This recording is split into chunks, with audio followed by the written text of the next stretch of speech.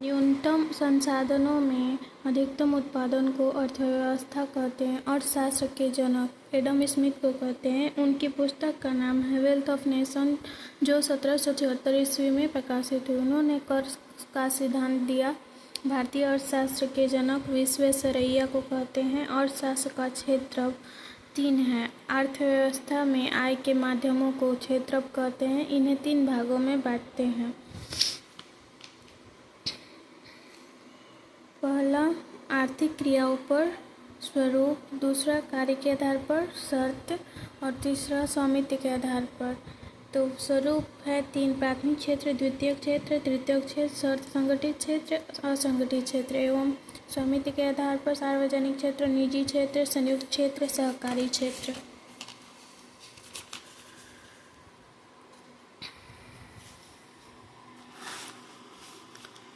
प्राथमिक क्षेत्र जब आय का स्रोत सीधे प्रकृति से जुड़ा होता है उसे प्राथमिक क्षेत्र कहते हैं, जैसे कृषि, पशुपालन, मत्स्य, खनन, कोयला, सोना, हीरा सरकार का होता है। खनन में कोयला, सोना, हीरा और सरकार का हो जाता है। द्वितीयक क्षेत्र, इसमें कारखानों को शामिल किया जाता है। इसमें निर्माण तथा विनिर्माण होता है, जैसे आटा, चक्की, गन्ना, मशीन, फैक्ट्री, सर्विस सेक्टर। तृतीयक क्षेत्र, इसमें नौकरी, व्यापार, सेवा, दुकान को शामिल करते हैं। एग्जाम्पल: परिवहन, हॉस्पिटल, कोचिंग, नेता, खेल, कम्युनिकेशन, बैंक, शिक्षा, नौकरी। नोट करने वाली बातें: तृतीयक सेक्टर में लोग बहुत कम लगे होते हैं किंतु आय बहुत अधिक होता है। जैसे जैसे लोगों का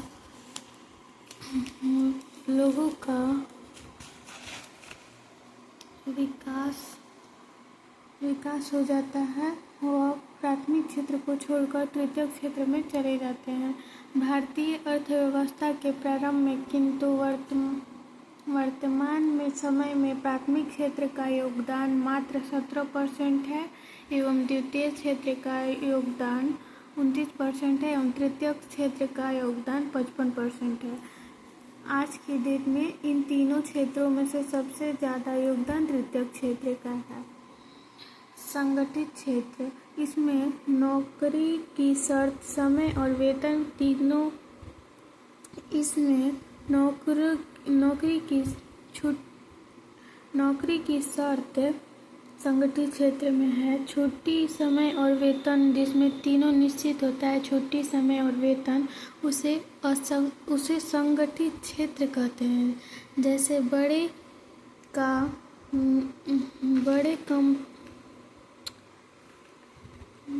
कंपनी की नौकरी, सरकारी नौकरी संगठित क्षेत्र में, सार्वजनिक रोजगार रेलवे तथा सेना में दिया है। असंगठित क्षेत्र, इसमें नौकरी का समय, वेतन और छुट्टी तीनों अनिश्चित होता है। भारत में सार्वजनिक रोजगार असंगठित क्षेत्र में है। सबसे बड़ा असंगठित क्षेत्र कपड़ा उद्योग में है। प्राइवेट, कृषि, दुकान, ये सभी भी असंगठित क्षेत्र हैं। निजी क्षेत्र, इसके सभी क्षेत्र पर निजी व्यक्ति का हाथ होता है। इसे प्राइवेट पीवीटी कहते हैं। इसका मुख्य उद्देश्य केवल लाभ कमाना है। पूंजी के आधार पर सबसे बड़ी प्राइवेट कंपनी रिलायंस है, जबकि क्षमता के आधार पर सबसे बड़ी कंपनी टाटा है। सार्वजनिक क्षेत्र, इस पर पूरी तरह से सरकार का अधिकार होता है। इसे पब्लिक सेक्टर भी कहते हैं। यह विकास तथा समाज कल्याण के लिए होता है। सबसे बड़ी पब्लिक क्षेत्र की कंपनी रेलवे तथा महारत्न है।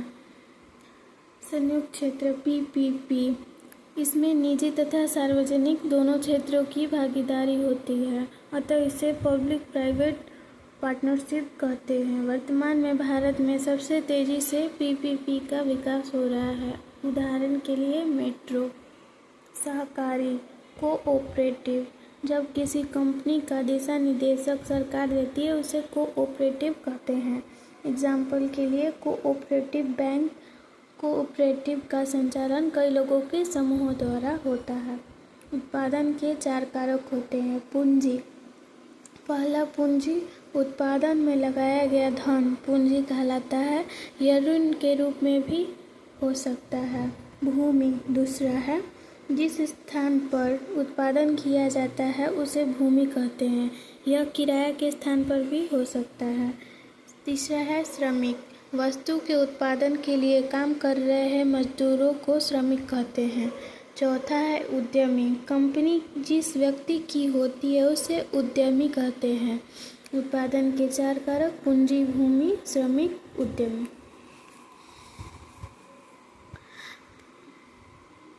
संसाधनों के स्वामित्व या उत्पादन के साधन या सरकार की भूमिका के आधार पर 3 हैं: पूंजीवादी और समाजवादी और मिश्रित।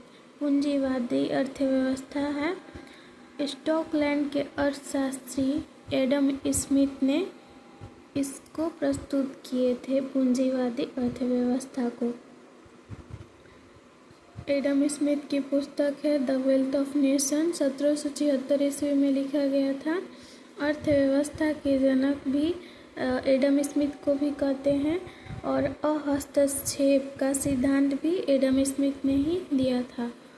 पूंजीवादी अर्थव्यवस्था, जब उत्पादन के सभी 4 कारकों पर निजी व्यक्ति का अधिकार हो उसे पूंजीवादी अर्थव्यवस्था कहते हैं। जैसे जापान, यूएसए, सिंगापुर, चीन। पूंजीवादी अर्थव्यवस्था में तेजी से होता है विकास। इसमें गरीब को ध्यान में न रखकर बाजार को ध्यान में रखा जाता है। समाजवादी अर्थव्यवस्था, इसके प्रस्तुतकर्ता हैं जर्मन के दार्शनिक कार्ल मार्क्स। कार्ल मार्क्स की पुस्तक है दास कैपिटल, जो 1867 ईस्वी में लिखी गई थी। प्रयोग सोवियत संघ और चीन में हुआ था।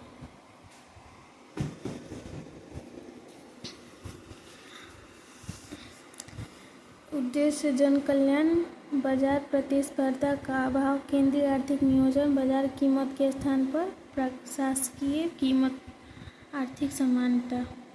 और पूंजीवादी अर्थव्यवस्था की विशेषता है प्रतिस्पर्धा है। उद्देश्य है अधिकतम लाभ। पूंजीवादी अर्थव्यवस्था की आर्थिक स्वतंत्रता, उपभोक्ता के पास विकल्प एवं आर्थिक समानता।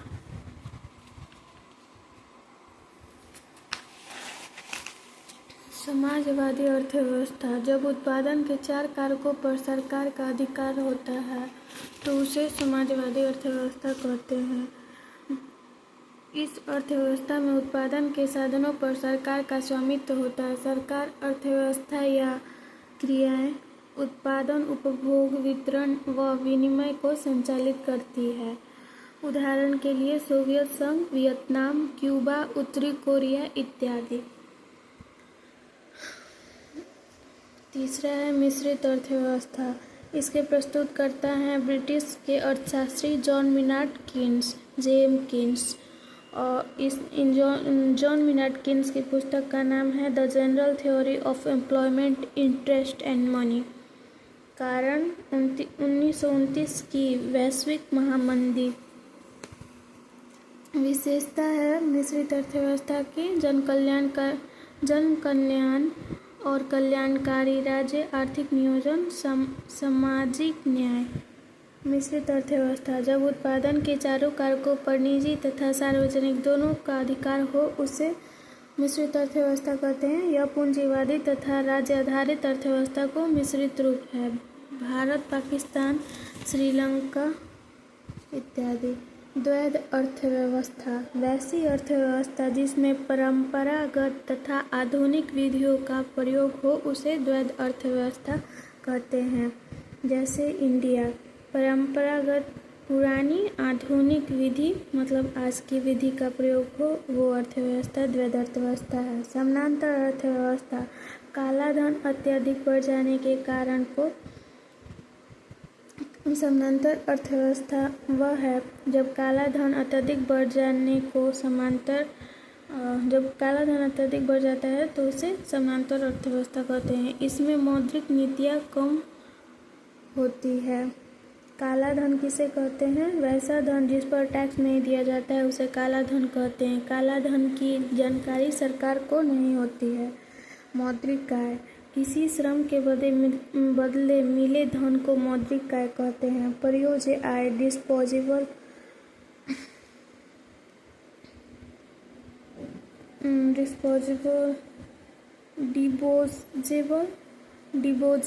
इनकम। मौद्रिक आय में से टैक्स घटाने के बाद बचे धन को प्रयोज्य आय कहते हैं। यह पूरी तरह से वाइट मनी होता है। जो मौद्रिक आय हमें श्रम के बदले मिलती है, उस आय में से टैक्स को घटा देने के बाद जो बचता है हमारे पास धन, वो डिस्पोजेबल इनकम होता है, अर्थात प्रयोज्य आय होता है। यह पूरी तरह से वाइट मनी होता है। वास्तविक आय रियल इनकम। प्रयोज्य आय में से देनदारी तथा ऋण भार को हटा देने पर बचा हुआ धन को वास्तविक आय कहते हैं। महंगाई बढ़ने पर वास्तविक आय घट जाता है।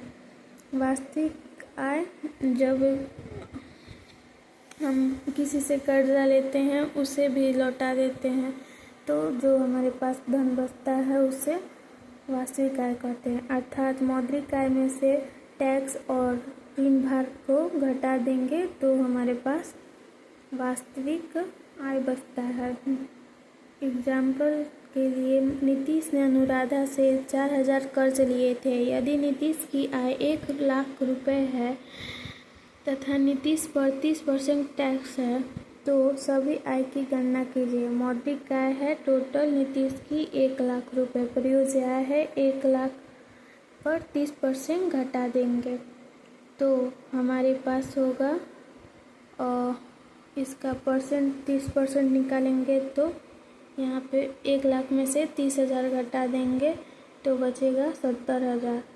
वास्तविक आय 70,000 में से जो हमने कर्ज लिया था अनुराधा से 4,000, उससे भी घटा देंगे तो बचेगा 66,000। तो यही हमारा रियल इनकम है। राष्ट्रीय आय नेशनल इनकम। किसी देश के अंदर सभी घटक सरकारी तथा निजी से मिलने वाले आय के योग्य राष्ट्रीय आय कहलाता है। राष्ट्रीय आय बाजार स्तर पर एनएनपी होता है और राष्ट्रीय आय बराबर एनएनपी माइनस अप्रत्यक्ष कर। भारत में राष्ट्रीय आय की गणना केंद्रीय सांख्यिकी संगठन करती है, एनएसओ। और इसकी स्थापना 1951 में हुई। 29 जून को सांख्यिकी दिवस मनाया जाता है, जो पीसी महालनोबिस का जन्म दिवस है। भारत में प्रतिलखित आय की गणना 1968 में दादा भाई नौरोजी ने उन्होंने इस समय भारत के प्रतिलिखित आय निकाला था, जो सालाना था। इन्होंने अपनी पुस्तक poverty and British rule in India में लिखित है। वर्तमान में भारत का प्रति व्यक्ति आय 1,12,000 सालाना है। किसी देश के प्रगति को दिखाने का सबसे अच्छा माध्यम प्रति व्यक्ति आय है। प्रति व्यक्ति आय बराबर राष्ट्रीय आय बटा जनसंख्या। हिंदू विकास दर का संबंध राष्ट्रीय आय से है। हिंदू विकास का संबंध राष्ट्रीय आय से है। राष्ट्रीय आय की गणना स्थिर कीमत पर की जाती है। चालू कीमत चल रहे वित्तीय वर्ष चालू कीमत कहते हैं। इस पर राष्ट्रीय आय सटीक नहीं निकलता है। स्थिर कीमत बीते हुए वर्ष पर निकाला गया राष्ट्रीय आय स्थिर कीमत कहलाता है। इसके लिए किसी वर्ष को हम आधार मान लेते हैं। भारत का आधार वर्ष 2017-18 है। राष्ट्रीय आय स्थिर कीमत पर एनएनपी को दर्शाता है। राष्ट्रीय आय स्थिर कीमत पर एनएनपी को दर्शाता है। राष्ट्रीय आय की गणना की 3 विधियां हैं। पहला, उत्पादन विधि। इस विधि में उत्पादित समस्त वस्तु एवं सेवाओं का मूल्य जोड़ा जाता है। यह जीडीपी को दर्शाता है। इसमें दोहरे गणना की समस्या उत्पन्न हो जाती है, जिस कारण अंतिम वस्तु के मूल्य को जोड़ा जाता है। आय गणना विधि। इस विधि द्वारा सभी क्षेत्रों के आय को जोड़ा जाता है, चाहे वह निजी क्षेत्र का हो या सार्वजनिक क्षेत्र का। भारत में राष्ट्रीय आय की गणना उत्पादन तथा आय दोनों विधि से किया जाता है। उपभोग विधि। इस विधि में उपभोग तथा बचत को जोड़ा जाता है। इसका प्रयोग विकसित देशों में किया जाता है। बचत विधि तथा मौद्रिक विधि राष्ट्रीय आय की गणना की विधि नहीं है। सकल घरेलू उत्पाद GDP, ग्रॉस डोमेस्टिक प्रोडक्ट, एक वर्ष में एक निश्चित सीमा के अंदर उत्पादित समस्त वस्तु एवं सेवा के मूल्य को GDP कहते हैं। सीमा के बाहर उत्पादित वस्तु को GDP में शामिल नहीं करते। जैसे टाटा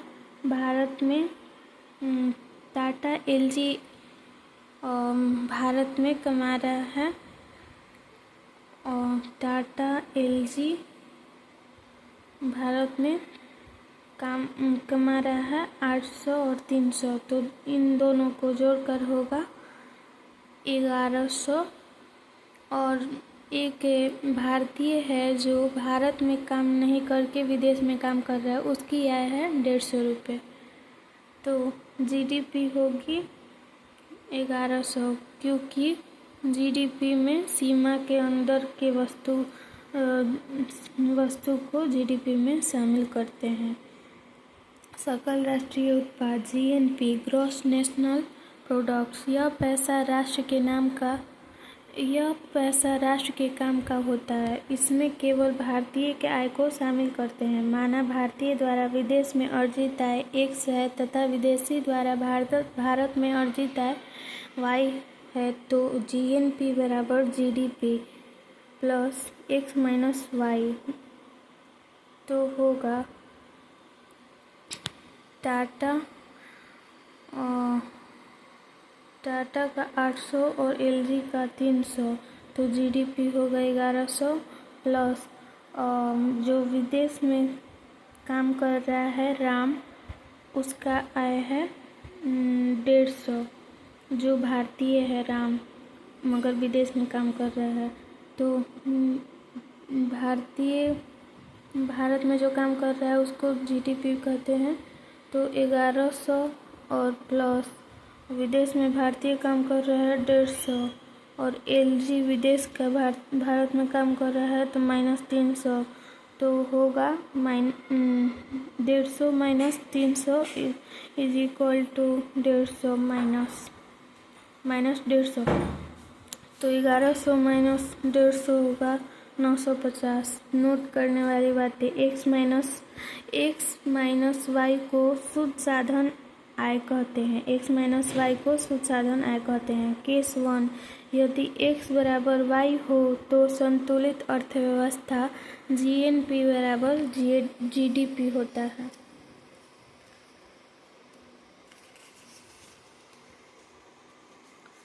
केस 2, यदि x छोटा कम हो y से तो x ज़्यादा हो y से तो लाभ होगा, अर्थात GNP ज़्यादा होगा GDP से, GDP कम होगा और GNP ज़्यादा। केस 3, यदि x कम और y ज़्यादा हो तो हानि होगी भारत की, तो GNP छोटा होगा और GDP बड़ा होगा। केस 4, यदि x बराबर y बराबर 0 हो तो यह बंद अर्थव्यवस्था को दर्शाता है, अर्थात GNP बराबर GDP। GDP तथा GNP का अंतर क्या कहलाता है? GDP minus GNP is equal to GDP minus x plus Y, x minus Y, और x माइनस वाई को हम शुद्ध साधन आय कहते हैं, अर्थात GDP माइनस GNP का अंतर शुद्ध साधन आय कहलाता है। शुद्ध राष्ट्रीय उत्पाद NNP, नेट नेशनल प्रोडक्ट्स, यह देश का सबसे शुद्ध पैसा होता है जब जीएनपी में से मशीनी की टूट फूट या घिसावट पर आए खर्च को घटा देते हैं तो उसे एनएनपी मिलता है। एनएनपी बराबर जीडीपी माइनस डी, जहाँ डी बराबर मूल्यह्रास होता है। टाटा का 800, राम का 150, एलजी का 300 और डी मूल्यह्रास बराबर 50 रुपया। तो जीडीपी 1100, जीएनपी 950, एनएनपी में से तो एनएनपी निकालने के लिए हमारे पास सूत्र है, फॉर्मूला है NNP is equal to GNP minus D. तो जीएनपी है 950 माइनस डी, तो डी बराबर है 50। तो 950 माइनस 50 इज इक्वल टू 900। यहाँ पे गलत दिया हुआ, 950 में से 50 घटाएंगे तो 900 बचेगा, यहाँ 900 होगा। जीएनपी तथा एनएनपी का अंतर क्या होता है? तो जीएनपी एवं एनएनपी का अंतर होता है मूल्यह्रास डी। किसी देश के जीवन स्तर को दर्शाने का सबसे अच्छा माध्यम है प्रति व्यक्ति आय। किसी देश के प्रगति को दर्शाने का सबसे अच्छा माध्यम है जीडीपी। मूल्यह्रास मूल्य के आधार पर भारत की जीडीपी छठे स्थान पर है, 1 नंबर पर अमेरिका। क्रय शक्ति सामर्थ्य PPP, purchasing power parity. PPP के आधार पर भारत की अर्थव्यवस्था तीसरे स्थान पर है, प्रथम तथा दूसरे स्थान पर चीन और अमेरिका है।